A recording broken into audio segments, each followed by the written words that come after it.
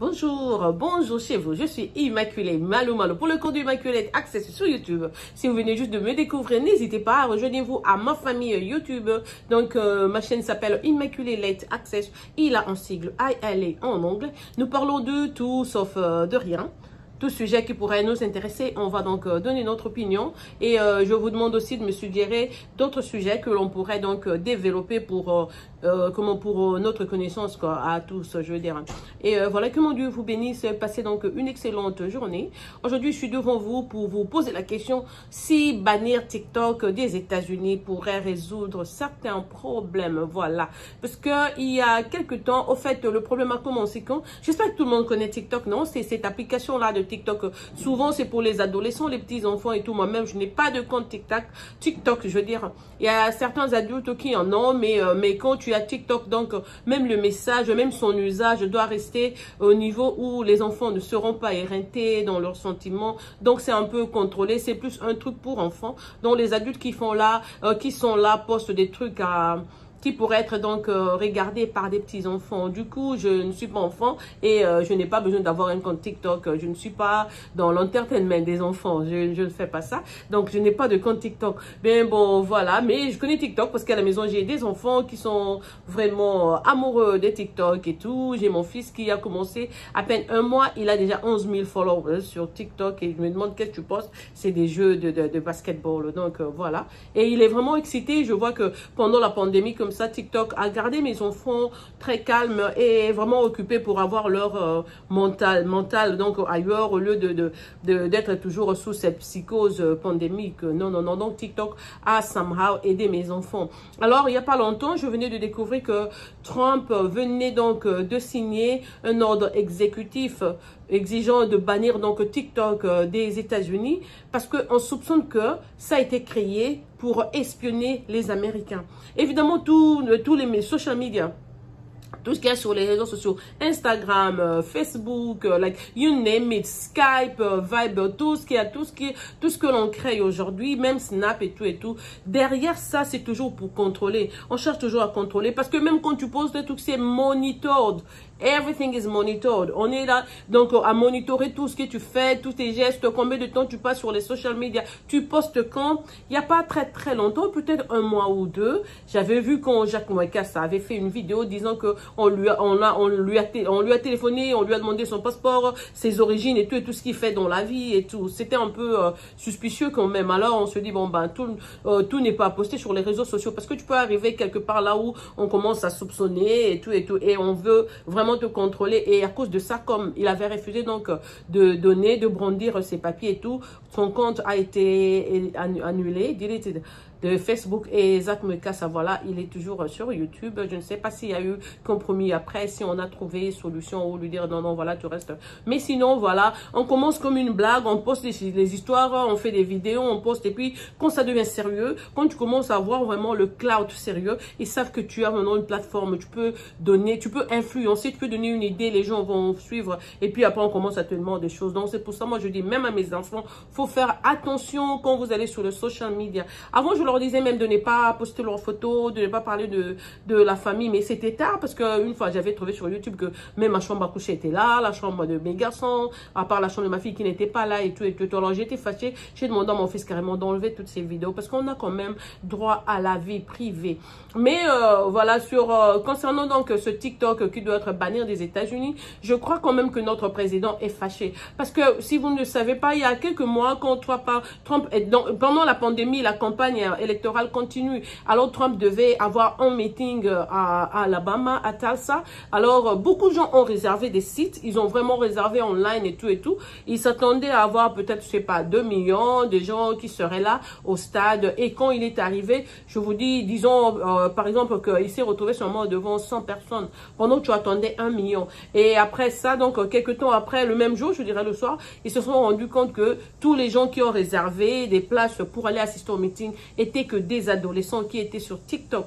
Donc, un enfant sur TikTok a eu donc l'idée de saboter ce meeting du président. Ils se sont passés le message entre eux et tout. Donc, nos enfants ont commencé à réserver. Comme c'est online, comment tu sauras? Tu exiges seulement un email. L'email est là, tous ces enfants ont des emails. Donc, ils ont juste posté et tout. Ils ont réservé donc des places au meeting de Donald Trump. Et quand il était là, c'était la désolation, c'était la déception. Les gens n'étaient pas là comme prévu. Donc, ce qui était un échec pour lui. Il pouvait utiliser ce temps-là pour faire autre chose, mais il a pris l'avion pour aller jusqu'à Alabama, croyant que la foule serait là, le stade serait plein. Il arrive, les sièges étaient vides. Et qui a réservé? C'était des petits enfants. Alors, ça a énervé...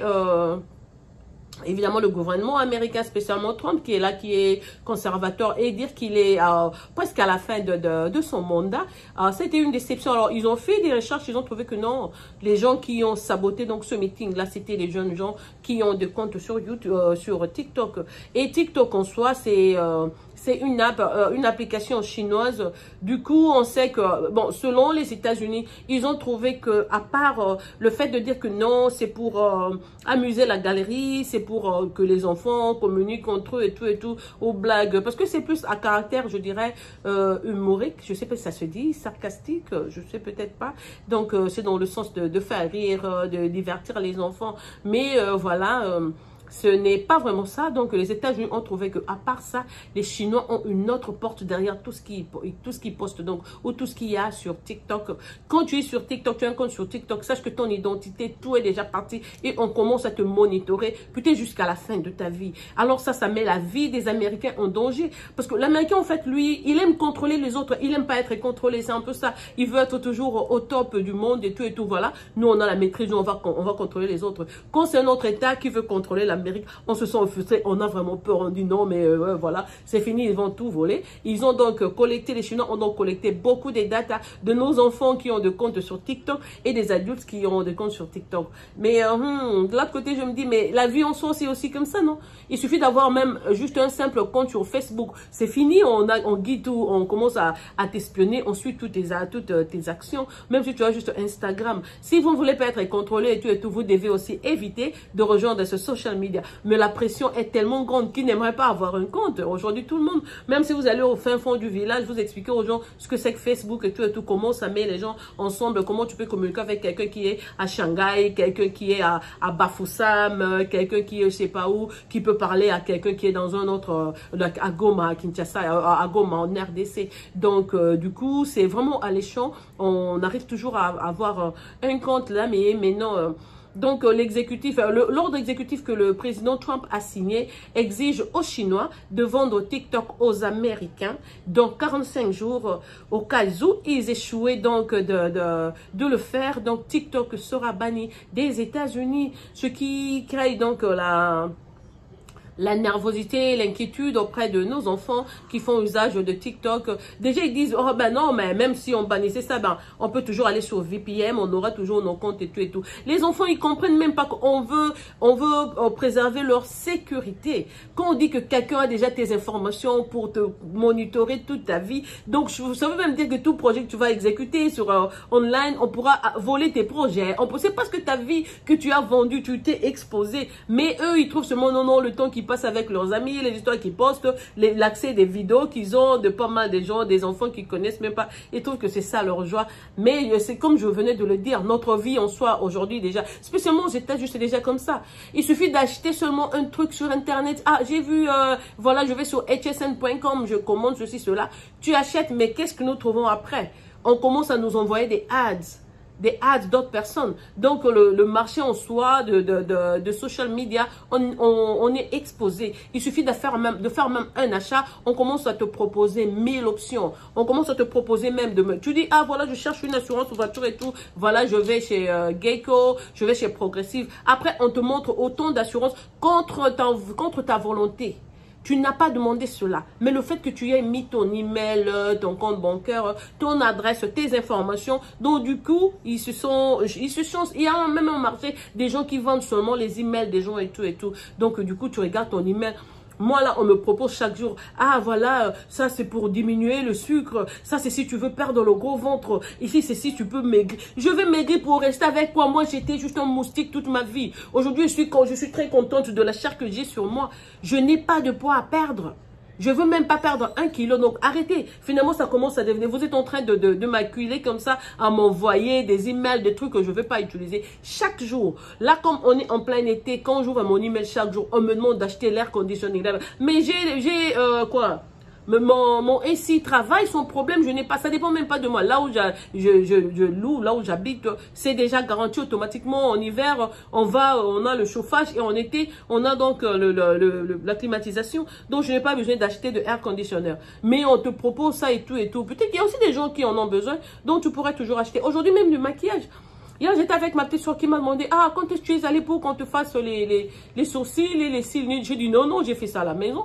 Mais comment ça paraît si parfait? J'ai dit, oui, j'ai acheté sur Internet. Et puis, elle me demande, j'ai dit, ah, mais tu vois, quand tu es sur Facebook, ah, c'est Glamnetic. J'ai dit, oui, oui. Donc, c'est comme ça. Une fois que tu as acheté les sourcils sur les trucs que tu as vus sur Facebook, tu vas voir qu'après, on va te proposer les poudres, les foundations, les lip gloss, les perruques et tout, à cause seulement d'un achat que tu as effectué. Donc, finalement, en fin de compte, je trouve pas vraiment le danger de TikTok n'est pas si sérieux que ça, parce que c'est ce que nous vivons déjà chaque jour. Nous-mêmes ici aux États-Unis, déjà, on nous contrôle comme ça. Il suffit d'avoir un numéro de social sécurité quand tu arrives aux États-Unis. Toute ta vie, tu es contrôlé, tu vas fouiller où, on va toujours te retrouver. C'est un peu comme ça. Mais bon, ben voilà, si on dit que la sécurité des États-Unis est en danger à cause du TikTok, bon ben, ça va mériter que ça puisse être banni aux États-Unis. Mais s'ils pourraient s'arranger entre eux, je ne pense pas que les Chinois vont accepter. Mais pourquoi les États-Unis veulent s'en approprier carrément?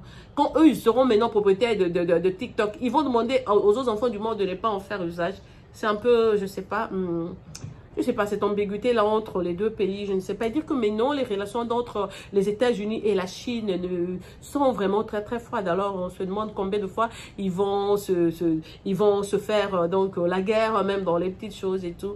Mais moi, je n'ai pas de compte TikTok, donc ça ne me regarde pas. Si vous avez des enfants qui ont des comptes TikTok, il faut voir ce qu'ils postent. Il faut toujours le demander. Il y a beaucoup de gens qui commencent à suivre, comme ça, tu as autant de followers, mais tu connais même pas les gens qui sont en train de suivre ta page. Et voilà, c'est un peu ça. Banni des États-Unis ou non, mon point de vue est que si ça dérange donc la sécurité des Américains, ça doit être banni.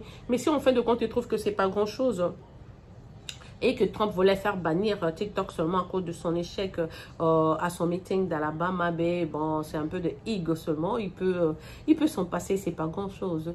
Voilà, donc attendons d'ici 45 jours, si on saura donc quelle compagnie américaine achèterait TikTok. Sinon, les Chinois aussi sont des gens qui sont aussi un peu hautains comme ça. Ils diront non, non, on n'a pas créé ça pour eux et tout et tout. On garde le contrôle du tout. Du coup, ça sera banni des États-Unis. Mais les Chinois ont déjà montré les enfants le VPN qui va contourner donc toutes les mesures que les Américains prendront pour que les enfants gardent toujours leur TikTok. Je trouve ça un peu imprudent, comme je dis, vraiment l'ambiguïté dans ce sujet-là, je ne sais même pas. C'est aller là, je trouve pas le sujet de la chance de n'avoir pas un compte TikTok. Voilà, contrôlons donc nos enfants à la maison, ne les exposons. Moi, je dis toujours à mes enfants, faut pas mettre vos vrais noms dans ces histoires-là. Faites des codes et tout et tout, mais ne mettez pas vos vrais noms. Mais avec juste un numéro de téléphone, on a toutes tes informations, donc tes vraies informations, et alors on ne sait même pas que dire. Voilà, que mon Dieu vous bénisse partout où vous êtes. C'est votre soeur immaculée, Malou Malou, qui vous aime, vous chuchote et vous apprivoise à outrance. Je fais bisous spécial